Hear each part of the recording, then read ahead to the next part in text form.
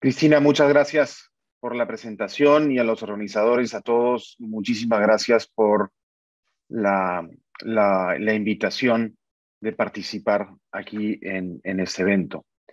Eh, Voy a compartir mi presentación.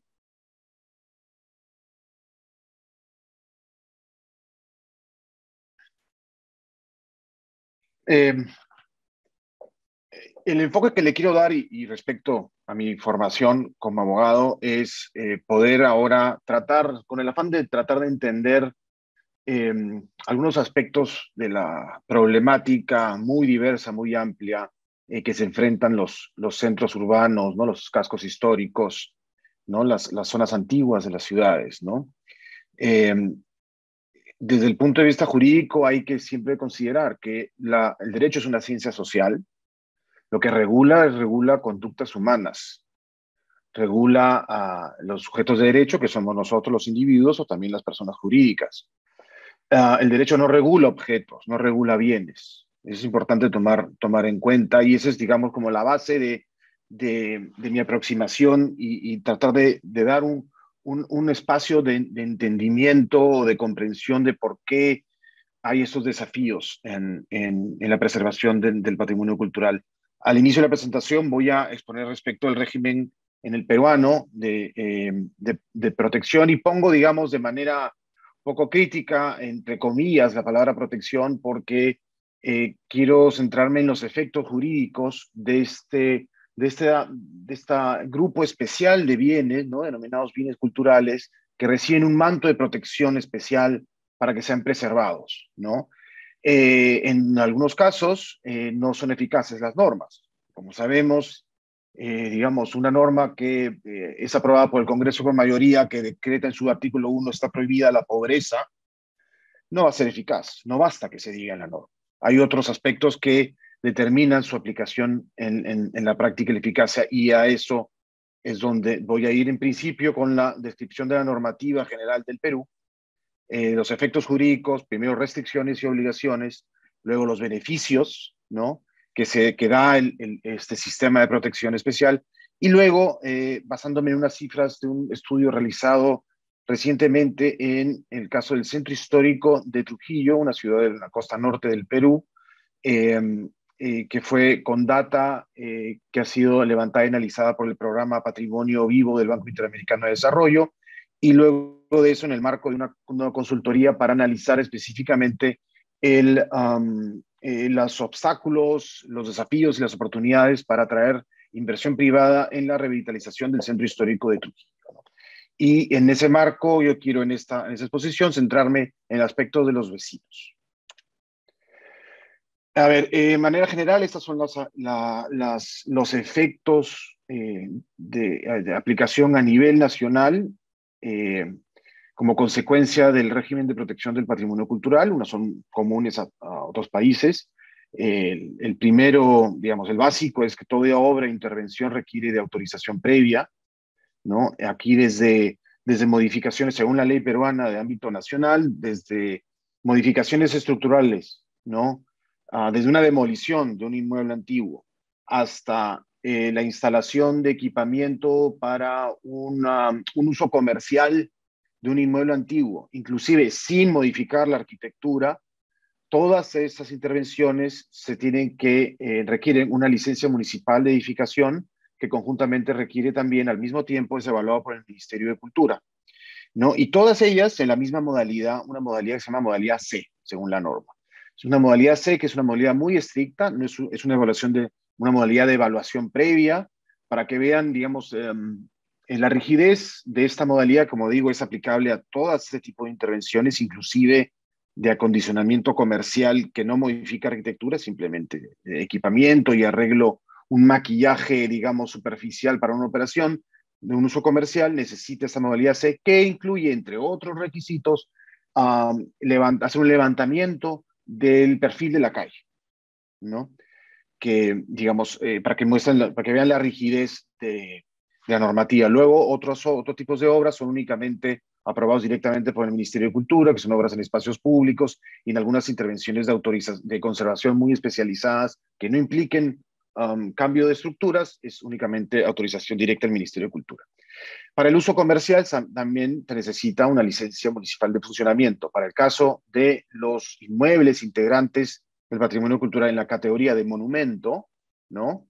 Dentro de la legislación peruana, como hay en otros países, hay diferentes categorías de inmuebles culturales. En los que son monumentos se requiere la autorización previa del Ministerio de Cultura, que es en la práctica donde aparecen los problemas, ¿no? Porque para la licencia de funcionamiento se requiere una inspección, digamos, un visto bueno del Ministerio de Cultura, y ahí ingresa por primera vez, en muchos casos, inclusive desde la declaración del inmueble como patrimonio cultural, porque la declaración no implica necesariamente el ingreso de un inspector al interior, es para el caso de la licencia de funcionamiento, entra un inspector y ve que han habido modificaciones o aparentemente modificaciones que no corresponden a la distribución original de la casa, ¿no? Se nota a simple vista algunas modificaciones. Y ello impide el otorgamiento de la autorización previa de cultura para la licencia municipal y ello exige a un régimen excepcional de regularización, como pongo a continuación. Como regla general, las obras que se realicen en inmuebles culturales, si no han sido autorizados previamente por el Ministerio, la regla general es que no se regulariza, ¿no? Hay un caso excepcional con algunos requisitos que sí es posible. Luego, una aplicación general es la independización de un predio declarado patrimonio cultural, está regulada y la subdivisión es prohibida. Y recientemente ha habido una modificación, a mí me parece y lo veo con una posición crítica, que ha extendido esta regla de independización siempre y cuando con permiso previo de cultura o la prohibición total de subdivisión se ha extendido a todos los predios que forman parte de una zona monumental. Una zona monumental, como sabemos, hay predios antiguos culturales y también pueden haber edificios modernos. Lamentablemente, esta restricción se está aplicando a todas sin diferencia de categoría, digámoslo así, ¿no? Luego ahora la otra cara de la moneda de los efectos jurídicos, ¿no? Hemos visto en la filmina anterior un resumen de las principales, digamos, restricciones que en la práctica son unas cargas bien grandes. Luego estos son los beneficios y específicamente los beneficios tributarios que corresponden, que reconoce el sistema de la legislación peruana para beneficiar a los bienes del patrimonio cultural. Primero es el impuesto de alcabala, ¿no? Que regula las transferencias de propiedad. Ahí en este caso se establecen las transferencias que efectúan el sector público en favor de entidades del sector cultura, que es el Ministerio de Cultura, Biblioteca Nacional, Archivo General, están inafectas el impuesto de alcabala. El impuesto a la renta, hay un régimen de donaciones culturales, el donante puede donar, si dona para, digamos, la ejecución de un proyecto de conservación, puede donar hasta con el límite del 10% de la renta neta del ejercicio fiscal anterior. Hay un régimen también especial, obras por impuestos, que no es un régimen relativamente nuevo en el Perú. En el año 2008 fue creado y la idea es invitar a la participación de empresas privadas a financiar y a ejecutar proyectos de inversión pública, ¿no? En lugar de pagar el impuesto a la renta, pagan una obra. Esa es la idea.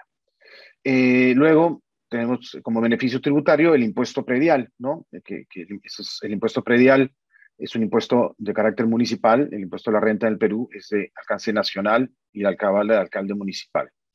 De alcance municipal. El impuesto predial están inafectos los predios declarados monumentos, únicamente los monumentos. Siempre que sean dedicados, digamos, de entidades sin fines de lucro, ¿no? Debidamente inscritas, o sean declarados inhabitables por la municipalidad, o sean dedicados a casa de habitación por el propietario. Entonces, como el tema de esta ponencia quiero centrarme en lo que son los vecinos, estos son los beneficios tributarios que son aplicables para los vecinos entendidos como los inmuebles de propiedad privada que se ubican en un centro histórico o que hayan sido declarados integrantes del patrimonio cultural. El impuesto a cabala, los beneficios de impuesto a la renta no aplican para predios de propiedad privada, específicamente predios digamos, de propiedad privada, digamos, ¿no? Y en el caso del impuesto predial, solo aplica a los que hayan sido declarados monumentos que sean de propiedad privada. ¿no? Los que sean monumentos. A los otros bienes que integran una zona monumental o un ambiente urbano monumental, es decir, una zona protegida, a esos no se les aplica este impuesto predial, únicamente lo declarados monumentos. Y siempre y cuando el propietario lo utilice como vivienda propia. Si lo alquila para otra vivienda de un tercero, como genera renta, no aplica el beneficio. Entonces, hay una aplicación, digamos, gran desbalance, ¿no? De aplicación de beneficios y de manera muy restrictiva. También hay beneficios legales, ¿no? El Código Civil establece el caso del derecho, digamos, del usufructo, ¿no? Que es un derecho real que, es que otorga las facultades para usar y disponer de, ¿no? Usar y disfrutar, mejor dicho, perdón, de un bien ajeno, ¿no? El plazo legal máximo del régimen general que establece el Código Civil peruano es un usufructo por 30 años. Sin embargo, si es monumento de propiedad del Estado y declarado patrimonio cultural, podría darse hasta un plazo máximo de 99 años. Y luego está un beneficio también nuevo de aplicación muy restrictiva aún, pero muy atractivo, son lo que se llama, digamos, lo que llamamos aquí derechos adicionales de edificación transferibles, que son las transferencias de altura, ¿no? Es cuando un propietario que es un régimen que fue creado en la ciudad de Nueva York al inicios de los años 70, me parece, es con propietario que es, digamos, su inmueble declarado integrante del patrimonio cultural o ubicado en una zona histórica no puede subir, ¿no? No puede edificar en los aires. Entonces, ese derecho que no puede ejercer lo vende a otra persona que a cambio de un precio puede ir más allá, en otro lugar puede crecer, ¿no? Aún más arriba de la zonificación. Eh, es un beneficio, la idea es también compensar al propietario por la restricción de su derecho. Eso es un sistema completamente privado, no interviene en recursos públicos, depende del valor del mercado, depende del dinamismo de la industria inmobiliaria, depende también de la formalidad, ¿no? Para que sea atractivo este sistema, ¿no? Eh, para el caso de las viviendas de propiedad privada, el beneficio de extender el usufructo de 30 y 99 solo aplica a inmuebles de propiedad del Estado declarados patrimonio cultural. Y en el caso de la transferencia de altura sí es aplicable, pero con una aplicación muy restringida. El único, digamos, caso de éxito que podríamos decir es el distrito limeño de Miraflores, que fue aplicado entre los años 2012 y 2014, que se han beneficiado, si no me equivoco, 10 inmuebles que efectivamente están en muy buen estado de conservación gracias a este sistema. Luego, la Municipalidad de Lima el año pasado, acaba de aplicar un sistema de transferencia de altura específico para el centro histórico de Lima y ha permitido a Miraflores seguir con su esquema a partir del año 2021. Y también se aplicó un caso piloto en el centro histórico de Trujillo que no ha tenido aplicación práctica. Ya veremos más adelante las razones. Entonces, digamos, antes de tal caso de Trujillo, este es el escenario, ¿no? El régimen de restricciones se aplica por igual a propiedad del Estado como propiedad privada. En el régimen de beneficios, claramente hay una simetría. La gran mayoría de beneficios se aplica a propiedad del Estado y no a propiedad privada. Y esto es, yo creo que es importante en materia de políticas públicas, identificar cuáles son los estímulos que la misma norma, digamos, aprueba para poder incentivar la conservación, ¿no? Eso es una visión moderna de políticas públicas y no únicamente quedarnos en el ejercicio del poder de policía de un Estado que es prohibir, sancionar, ¿no? Que queda muy bien en el papel, ¿no? Pero en la práctica vemos que tenemos unos problemas y este es uno de ellos. Para un caso práctico para evidenciar, digamos, la aplicación del régimen general, ¿no? De la simetría entre beneficios y cargas, quiero hacer referencia al centro histórico de Trujillo. Trujillo es de origen una ciudad del virreinato, el casco histórico, ¿no? Urbano del virreinato del Perú, es la capital del Departamento de la Libertad en la costa norte del Perú. Y estas información y estas condiciones sociales y económicas que comparto aquí en la pantalla han sido unas parte de las conclusiones del informe del Plan Estratégico del Programa Patrimonio Vivo que se ha desarrollado en la ciudad de Trujillo en alianza entre el Banco Interamericano de Desarrollo y la Municipalidad Provincial de Trujillo, ¿no? Y estas son, digamos, el estado, digamos, actual, ¿no? Las condiciones sociales del centro histórico de Trujillo: pierde población, ¿no? Señal de debilitamiento de carácter residencial. La población de menores ingresos reside en edificaciones de valor patrimonial que se encuentran tuburizadas y con déficit de servicios de agua y saneamiento. La presencia de vivienda ruinosa e inhabitable es notoria y genera un impacto negativo en el entorno urbano. La tendencia es a la monofuncionalidad, ¿no? Es un factor de inseguridad en el caso de la actividad diurna, ¿no? Porque las personas salen a trabajar y la zona se queda, digamos, desolada. En las condiciones económicas, la dinámica urbana relacionada al patrimonio se configura en conjuntos aislados unos de otros, con variada intensidad de uso y temporalidades de uso diferenciadas. Existen diversos espacios vinculados al patrimonio cultural cuyo uso real es inconstante o nulo, ¿no? La actividad turística se encuentra concentrada en un circuito reducido y no extiende sus beneficios sociales y económicos a otras zonas, y la actividad creativa y cultural no cuenta con los espacios adecuados para su desarrollo. Es en este contexto que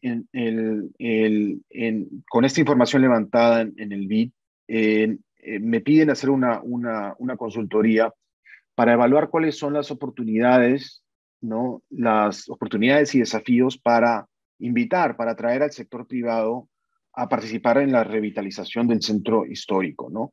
Es una consultoría que también debo agradecer también la colaboración de Bonnie Burnham, que expuso hace poco, igual con Norma Barbachi, también en el equipo aquí de Lima, con Ricardo Morales y Renzo Berrocal, ¿no? Sin ellos no hubiésemos podido hacer esta consultoría. Eh, y dentro del marco de esta consultoría, analizamos información que ya había sido, ¿no? Por un informe de inventario inmueble del Centro Histórico de Trujillo, realizado por Eibar Turk del 2021, ¿no? Contratado a su vez por el programa Patrimonio Vivo.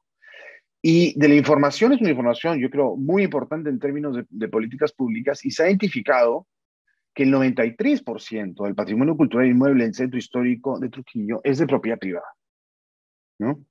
7% es de propiedad del Estado. El uso predominante en el Centro Histórico, no, es el residencial, el 46.6, seguido con el uso comercial del 43.1, entre otros usos. Y dentro de la consultoría hemos, digamos, para identificar las oportunidades y desafíos, ¿no? Para atraer la inversión privada, hay que tomar en cuenta, y este es otro de los puntos importantes de la normativa. El derecho necesita definiciones operativas, necesita definir qué cosa es monumento histórico, qué cosa es un inmueble de valor monumental, zona monumental, centro histórico. Necesita categorías, definiciones operativas para decir, a esta categoría la consecuencia es la siguiente, ¿no? Y también es muy útil en la utilidad del uso del derecho, es establecer como un criterio, especialmente aquí, el criterio si es de propiedad del Estado o es de propiedad privada. Diferencia en los regímenes, ¿no? En el contexto peruano, especialmente en los últimos años, hay una suerte de pudor respecto de no hablar de lo que es propiedad privada en materia de patrimonio cultural. Y si queremos hablar de centros históricos, si queremos que sean centros vivos, como vemos, y la data en el caso de Trujillo, yo creo que es replicable a todas las ciudades y centros históricos del Perú y de casi todos los estados, yo creo, del mundo, es eminentemente privado, ¿no? Eh, pero claro, ahora vemos, digamos, de lo que hablamos, complementando la parte inicial de la exposición respecto de las restricciones y beneficios legales, vemos que todo el sistema, digamos, de atraer inversión privada, ¿no? En ese caso, analizar un vecino que es dueño de una casita en el centro histórico X, ese es sector privado, ¿no? Y en ese sentido, hacer el análisis. Y si vemos aquí que en el caso de la legislación peruana se premia abiertamente a los monumentos de propiedad del Estado, que representan la gran minoría. Entonces hacen muy difícil, ¿no? De sacar adelante, digamos, y yo creo que es una manera también, además de otras razones, de explicar por qué en el caso, y específico en este caso del Centro Histórico de Trujillo, los inmuebles están, digamos, patrimoniales, están en general tuburizados, sin saneamiento, ¿no? Y dentro también de esta consultoría hicimos elegimos dos casos de estudio, ¿no? Uno es el Teatro San Juan, de un Colegio Nacional San Juan, del régimen de propiedad del Estado, y en la misma calle también, la región Independencia, si no me equivoco, es la Casa Ganosa Chopitea, una casa también virreinal, ¿no? De propiedad privada. Hicimos un taller, invitamos a representantes de la autoridad, del gobierno de la ciudad, representantes también de programas del gobierno regional, de entidades también de ámbito nacional, y representantes también de gremios de la ciudad, y representantes tanto digamos, de los administradores en el caso del Teatro San Juan, y como el propietario de la Casa Ganosa. Y dentro de este taller se identificaron esas son las cosas más importantes, ¿no? Un problema común. Dice que únicamente se estima, se estima que únicamente el 30% de los inmuebles están formalizados. Tienen licencia de edificación, tienen declaratoria de fábrica, ¿no? Entonces, la gran mayoría están en una situación de informalidad, que eso obstaculiza en el caso del DAET que mencionó ahí, en el caso de la transferencia de derechos de edificación en el 2018, la Municipalidad Provincial de Trujillo, haciendo, digamos, reaccionando a una acertada promoción del Ministerio de Cultura, que luego, lamentablemente, en el tiempo, este apoyo se ha diluido, aprobó la Municipalidad Provincial de Trujillo una ordenanza para la aplicación de transferencia de derecho de edificación, pero no se ha aplicado. ¿Por qué? Por la informalidad. ¿No? Obstaculiza los incentivos, esta informalidad, obstaculiza el ingreso de inversionistas, ¿no? Distorsiona los precios del mercado del centro histórico y en suma limita la recuperación por un inversionista externo o por el inversionista o el mantenimiento, ¿no? Por un mantenimiento del propio propietario, ¿no?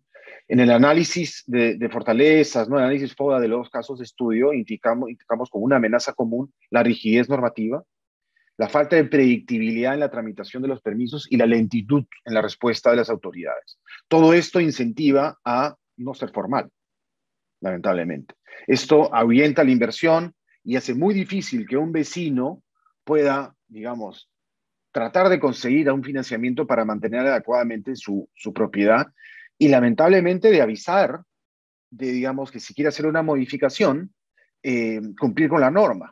Si quiere hacer una modificación, tendría que ir a una licencia de edificación, modalidad C, con todos los requisitos, debe contratar especialistas y entrar, digamos, a un ámbito de falta de predictibilidad y rigidez normativa, ¿no?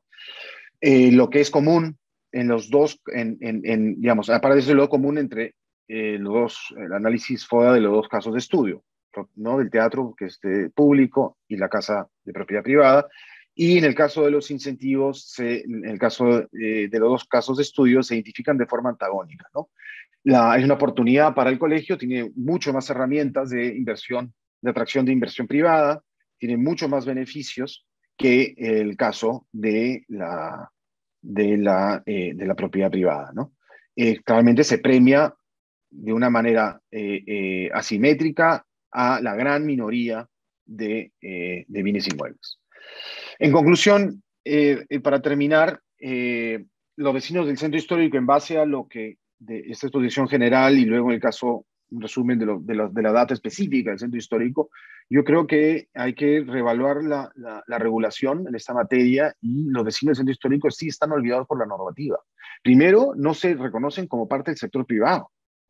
Es una suerte como es el sector privado, y eso es lamentable en el sentido de pensar el sector privado, digamos, el gran fondo de inversión que va a traer dinero. Acá ya hay sector privado que está viviendo y está padeciendo problemas de saneamiento, problemas de formalización, ¿no?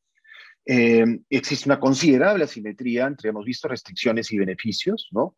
Junto a la rigidez normativa, la falta de predictibilidad, desincentiva la formalidad y el mantenimiento y la conservación adecuada de los inmuebles, ¿no? En casos, y lo que mencionaba, en casos de promoción de inversión privada se ve, piensa, digamos así, en el gran capital y no se ve en el propietario y en las familias que son propietarias de inmuebles. Y finalmente, en una manera de, digamos, de propuesta de solución de revertir esta situación, es reevaluar la protección, es de ver cuáles son los efectos, ¿no? Una cosa es el papel y otra cosa es la realidad, y aquí la data es bien compleja, ¿no? Y se tiene que reevaluar los inmuebles con un criterio de gradualidad. No puede ser que en el caso, y de acuerdo a las últimas modificaciones del reglamento de la Ley de Patrimonio Cultural del año 20 y del nuevo norma técnica 140, se trate por igual a un monumento histórico que integra una zona monumental, se trate por igual y tenga las mismas consecuencias que un edificio multifamiliar construido hace un año, ¿no? Tiene que haber gradualidad. Luego, los procesos de permisos, regularizaciones y saneamiento físico legal, tiene que haber un proceso de agilización, de ver dónde están los nudos y tratar de desatarlos. Es una manera de hacer una ventana única de permisos, establecer unos proyectos pilotos por zonas para ver, digamos, de incentivar y ir poco a poco probando cambios y reformar el sistema de incentivos, ¿no? De estímulos y decir aquí y abiertamente no tener pudor ni miedo de hablar de propiedad privada, propiedad del Estado dentro de la normativa de patrimonio cultural, porque así lo establece la ley. Y la ley establece como claramente he tratado de exponer claramente diferencias que lo que incentivan es paradójicamente lo contrario, ¿no? Ese es, digamos, lo que he querido hacer es tratar de exponer una manera diferente de analizar esta problemática. Ha sido muy interesante las otras exposiciones y como vemos es un caso cada ciudad, cada cultura, cada sociedad tiene diferentes retos, pero hay diferentes planos también que yo creo eh, que hay igualmente atender y yo creo que es importante priorizar los problemas, ¿no? Bueno, muchas gracias y quedo atento a sus preguntas.